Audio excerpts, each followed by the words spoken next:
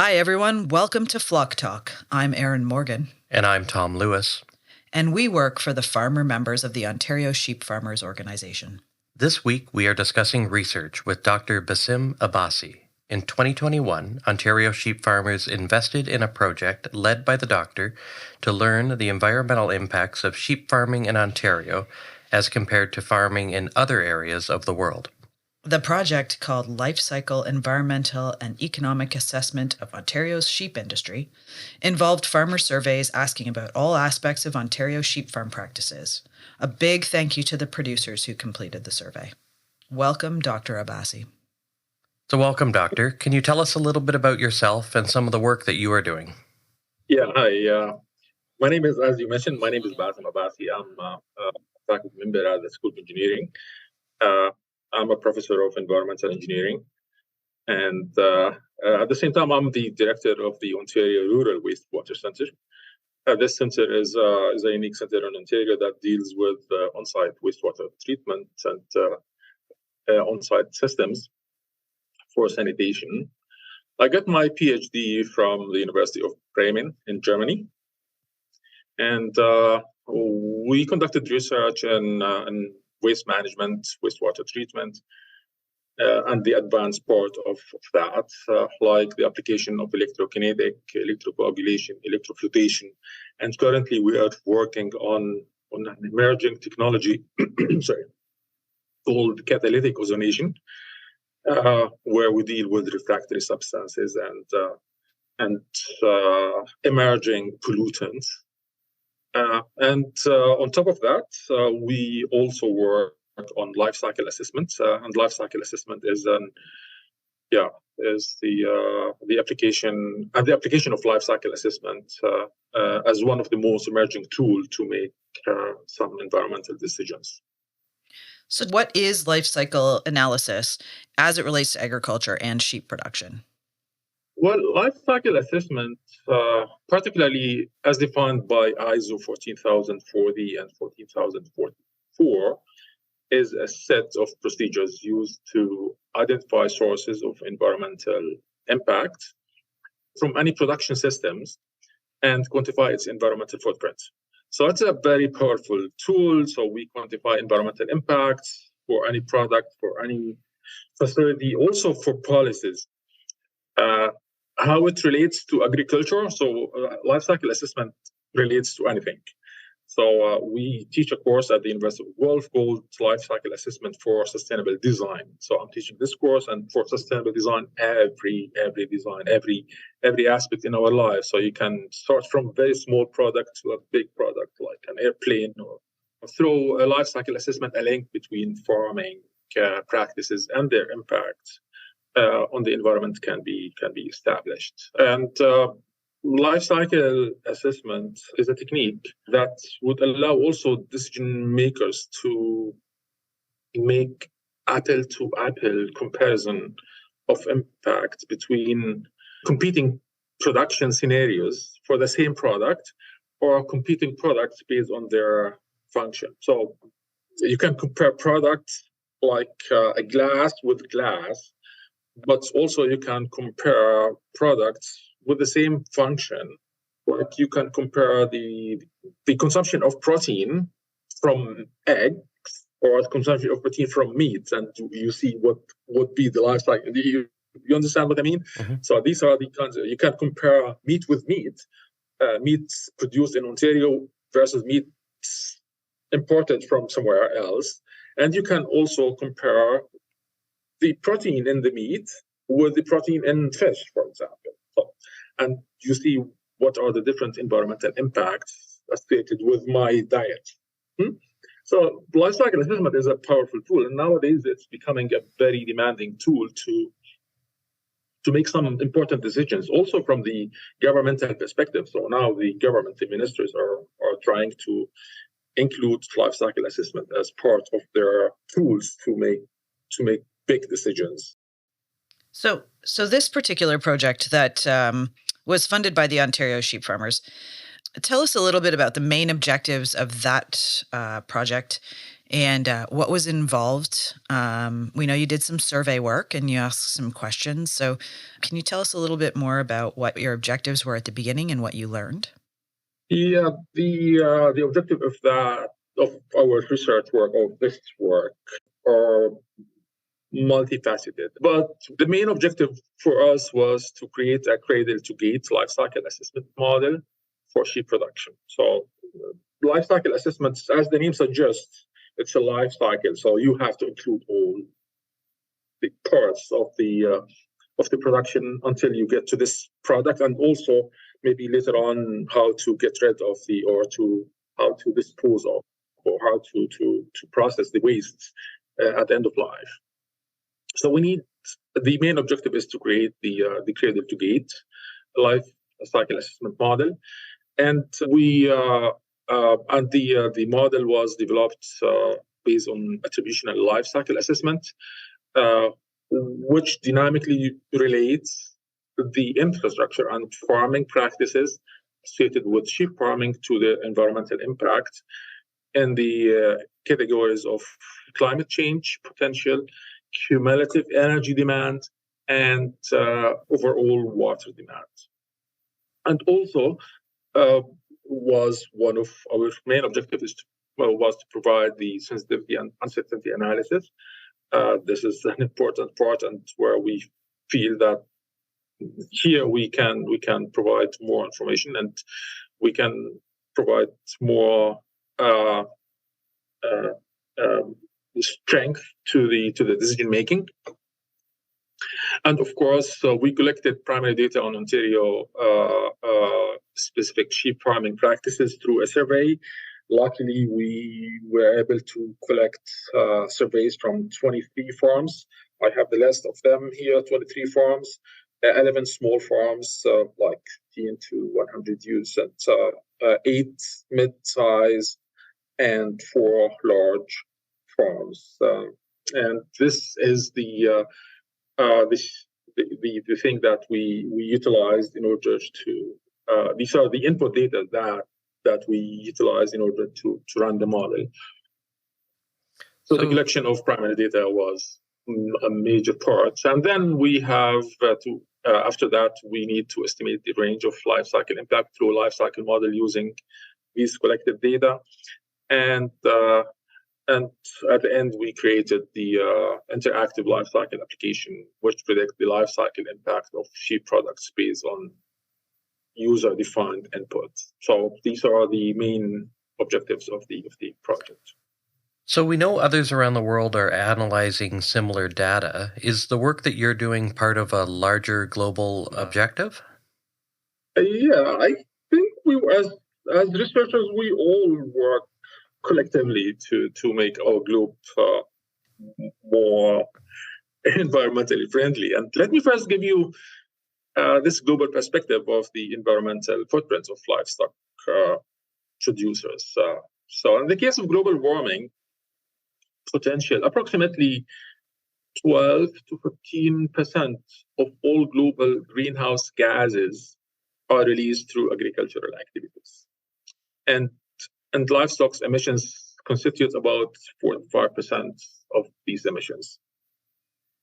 So we are contributing a lot. So it's not only that the industries are contributing, or it's the transportation or the energy generation or fossil fuel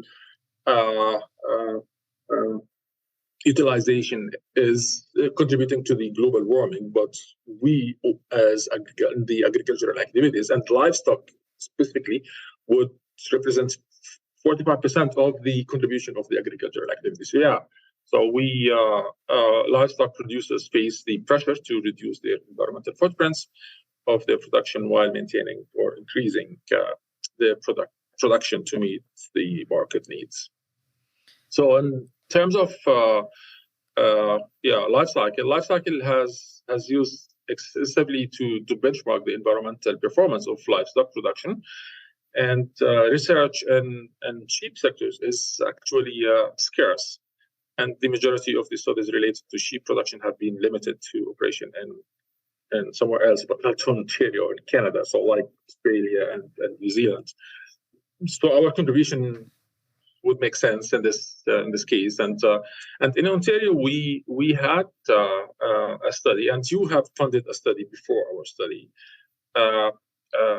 And this study was also a great study, but the environmental impacts that were addressed on this study were, if I remember correctly, greenhouse gas and energy use, water consumption, and land use. However, the study was based on generic information and generic data. So and using secondary data in order to conduct an LCA. And so unfortunately, based on these kinds of studies, and most of the studies in LCA nowadays are based on generic data and secondary data, and it's impossible, or it's difficult, if it's not impossible, to make some strong and confident decision making based on these studies. And with this, we try to fill the gap, and this is the reason why we stepped in and we conducted this study in order to fill the gap, and filling the gap not only by using our data and our primary data and collected data, but also by conducting a couple of studies like sensitivity analysis and uncertainty analysis, and also exploring the effect of multifunctionality and allocation of impacts. These kinds of wordings are maybe hard to understand, but this is something that we need in order to have a comprehensive life cycle assessment. And also, the true life cycle assessment can be very complicated if, depending on the system boundary. The system boundary, when I say system boundary, it's what are the unit processes that are included in the study. So life cycle assessment is from cradle, as I mentioned, from cradle to grave, can be conducted from cradle to gate, or from gate to. So depending on how long or how big the system boundary would make the life cycle assessment easy or hard to conduct. So we have a very intricate and very detailed system boundary. We included all kinds of processes that you might think and you will see in a sheep farming. And we also had a model. In order to run the model, we need to specify, according to ISO 14000, again, ISO 14040 and 44, we have to have the functional unit defined. So we defined the functional unit, and we followed the most of the literature functional units approach, and also FAO, which is the Food and Agriculture Organization of the United Nations. So they also suggested that the functional unit is the kilogram of life weight of sheep. So we have to define the system boundary. The functional unit is defined, and then we run the model. So there are a lot of softwares, and these softwares are using almost like the same algorithm. We at the University of Guelph, we use a very powerful software, but in this particular project, we developed our own programming using our IT staff and people from the computer department. So it was a little bit. So the results of the model, I have some data from the result of the model here. For example, we found out that for global warming, the sheep farming is impacting the global warming by 13.2 kilogram of CO2 equivalent per kilogram of live weight. So this is the collective impact of sheep farming. But in this model, because as I mentioned, so the system boundary is very detailed that we have to run the model.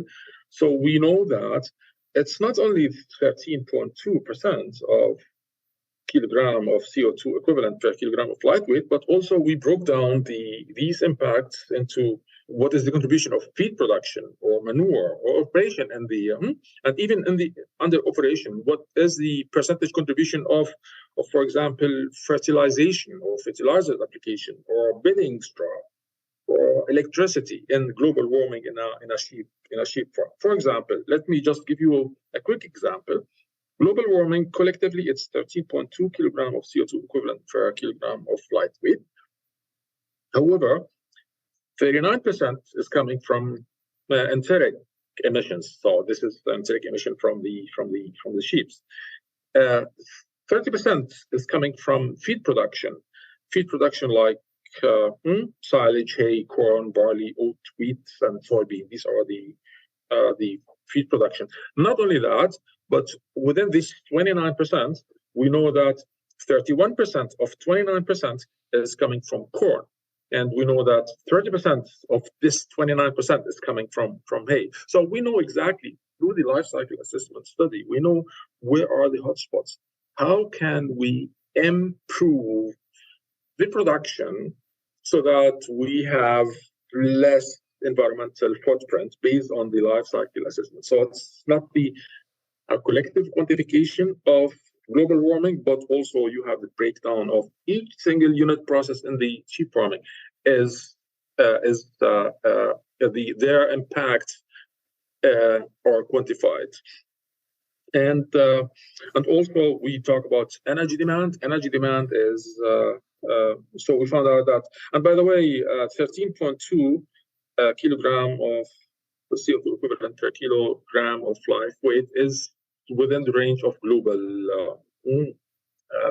So it is, if I'm not mistaken, between 5 to 25 kilogram of CO2 equivalent per kilogram of live weight is the global warming impact of sheep farming globally, and we are about in the middle, so like 13.2. In the previous study, that also conducted and funded by your organization, so they found out that it is 10.6 kilograms CO2 per kilogram live weight, but this is based on some generic data, so it was not the data that have been collected for Ontario. Now, after the collection of data, we know that it's a little bit higher. We are still in the range, but it's a little bit higher. But we know from the study that we conducted at the University of Guelph, we know that these 13.2 kilogram are not only sheep farming like a black box, but we know exactly where are the highest contributions of global warming. For energy demand, we also found out that 50% is coming from feed production and 50% from operation. And also for water depletion, we know that for each kilogram of live weight, we are the water depletion is 150 liters. So for each kilogram of live weight, so we are utilizing 150 liter of fresh water. 50% is going, or 52% is going for feed production, and 48% is going for operation. Also, with breakdown of where are the contributions of water demand from different operations like barn, shed, and water intake, electricity, natural gas, etc. So if 50% is from feed and 50% is from more of the management side of the sheep farm, are there specific management practices that really make an impact? Now, I'm thinking about producers who, would graze a certain portion of the year versus more intensively managed operations. Did you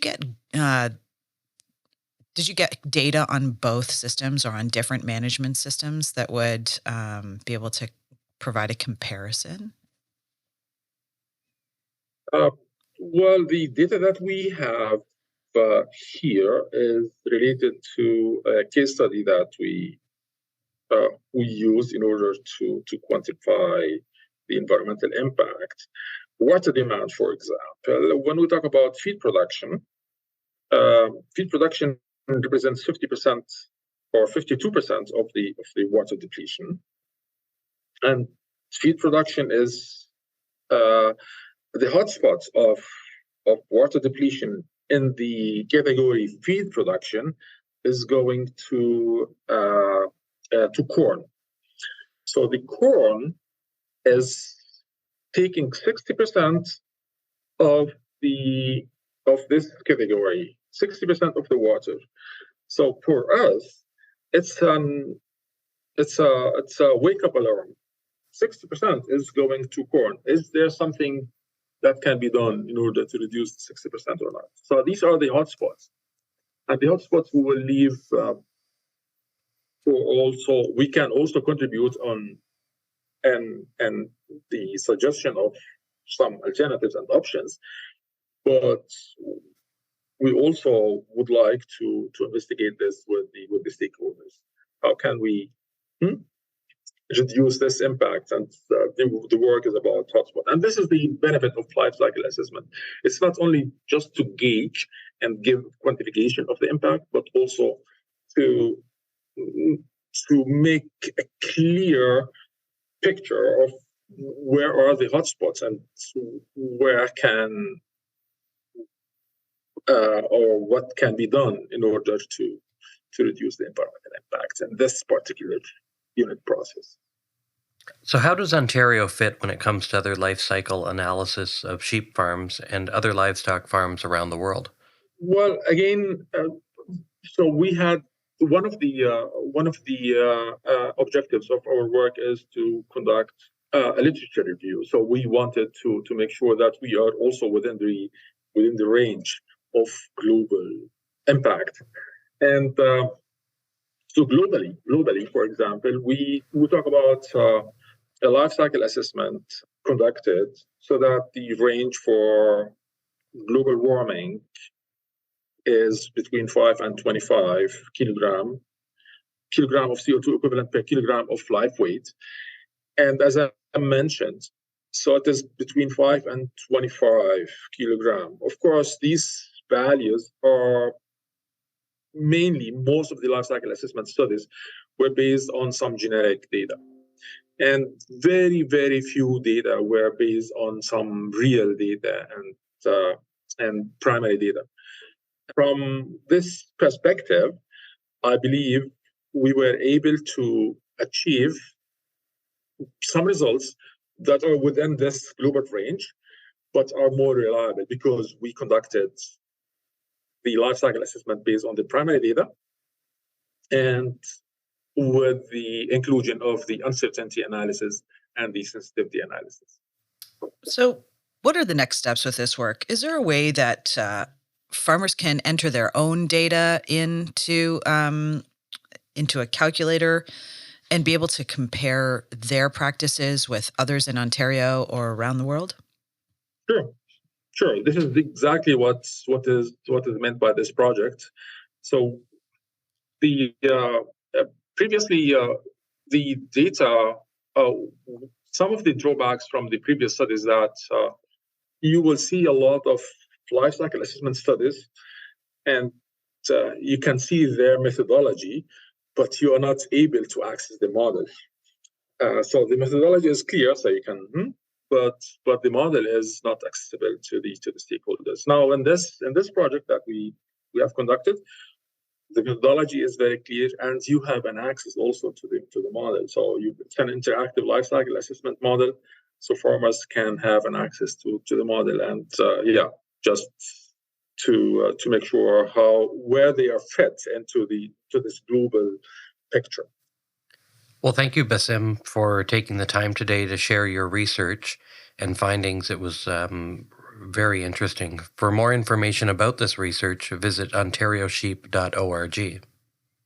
Thank you for listening. We hope you enjoyed this episode. Join us next Wednesday for our marketing-themed interview with Romy Schill of Revolution Wool Company, who will talk to us about all things wool and marketing.